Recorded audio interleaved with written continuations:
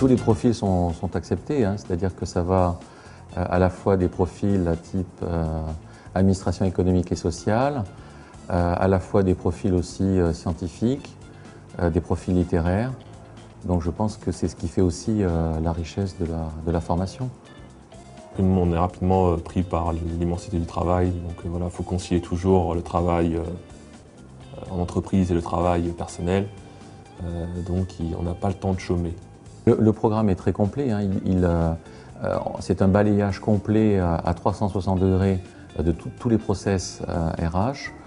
Donc on a un petit peu cette casquette quand même recrutement, gestion, personne.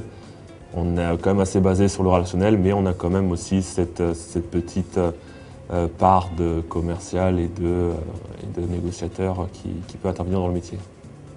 Donc tout cet ensemble permet d'être complètement opérationnel dans une entreprise.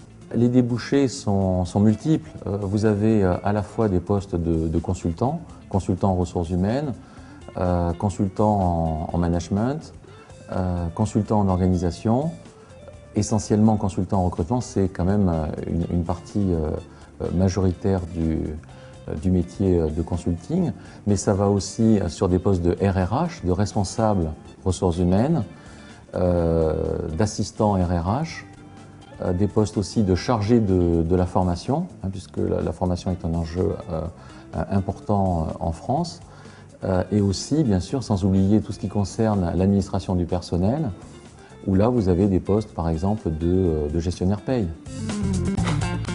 Ce qu'il ne faut pas faire en entretien, tout ce qui est le paraverbal, c'est rapidement détectable. Quand un consultant nous ment, ça se voit tout de suite.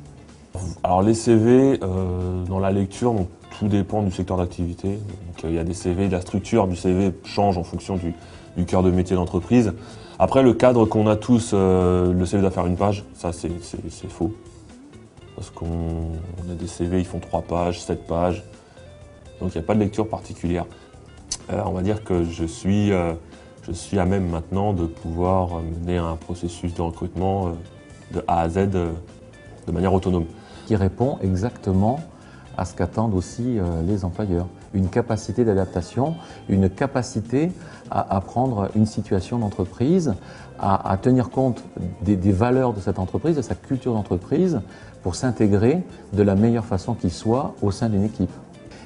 Et puis aussi un certain savoir-vivre et un savoir-être aussi, hein, qui fait que nos étudiants sont appréciés.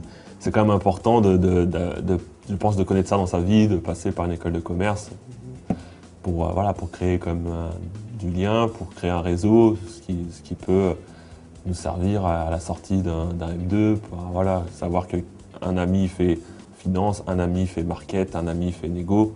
Maintenant, vise au moins le M2 et je pense que d'ici quelques années, même bientôt, ce sera même le vise de doctorat.